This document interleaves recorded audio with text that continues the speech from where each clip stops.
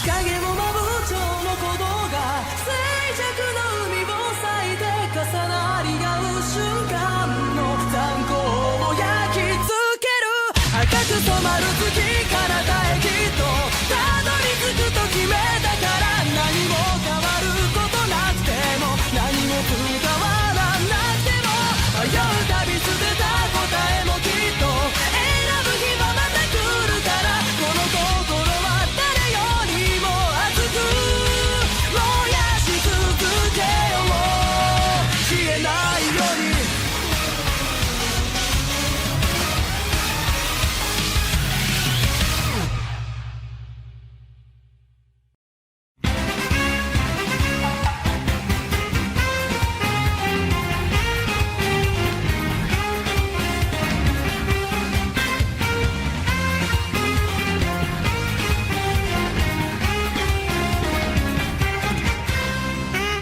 Ho ho ho, it is time. Heiji and Kazuha finally getting the spotlight. I mean, yeah, they were in movie 3, but only for the section that was dedicated to catching Kid, so the first act or so. They were great there, but I was kind of sad to see so little of them. Heiji and Kazuha have been fan favourites since they first appeared, loved by basically all fans, and I'm no exception. Heiji's one of the best rival characters I've ever seen. He and Conan have one of the best dynamics of the entire series in my opinion, and Detective Conan, Crossroad in the Ancient Capital, is no exception. With Heiji and Conan's banter basically being the only thing keeping this movie afloat for the first 2 acts or so.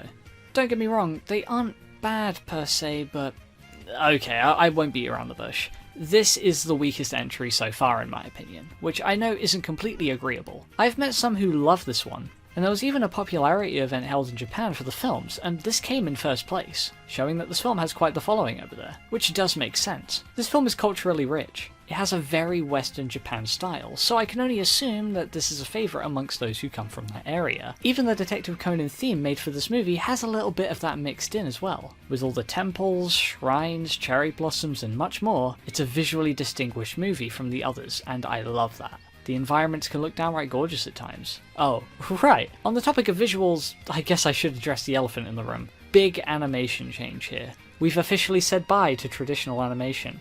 While the animation is still very nice, I do prefer the way the first 6 look. There's an air of boldness to the first 6 that this one lacks. I think it's the colouring. The first 6's colours are much stronger. This one looks a little faded and flat, if that makes sense. Of course, you wouldn't catch me dead saying that this film has bad animation. Goodness no.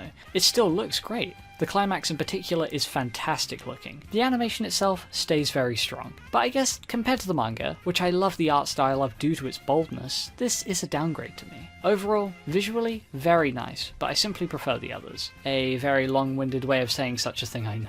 Oh yeah, speaking of long-winded and roundabout ways of getting things done, the Detective Boys are in this movie. This is their most forced inclusion yet though. They're only here so that I can do the big thing later, but you could easily have had I just go with them or something. I guess it's kinda weird to me that every film has had these kids in, yet they are pretty much pointless in about half of them. They're at the very start and they don't reappear until a whopping 59 minutes in, which makes me question their inclusion even more. But that's not the film's only problem. The first 2 acts have pretty long-winded pacing. The other films have a lot of discussion, of course, but I don't know. This feels duller for whatever reason.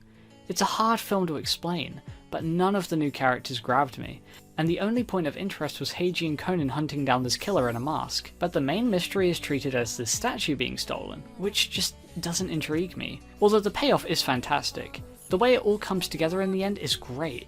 Actually, let me get to that. Note how I said the first 2 acts. The last 40 minutes of this movie make it all worth it. The scale isn't as big as the others, rather it's a sword fight, and a great sword fight, with great utilisation of the riddle that this film themes itself around. The way they're able to use this riddle in so many ways is genuinely impressive. Oh, and also Conan turns into Shinichi. This had only happened once or twice before in the anime, so this was a pretty big deal. The lighting and colouring is at its finest in this scene in my opinion. The first 2 acts aren't without highlights. There's a scene where we see Ran wait for Shinichi and that's very sweet. There's a very fun chase scene which ends with a sword fight. Not as strong as the one that we'd see later, but it was a point that perked my head up. Unfortunately, there's a pretty big problem here. Yikes, that's CGI. I kinda feel like I'm on a Detective Conan theme park ride in the same style as like that Spider-Man ride at Universal Studios. Yeah, it's not pretty. It's not very common, but when it does appear, it sticks out like a sore thumb.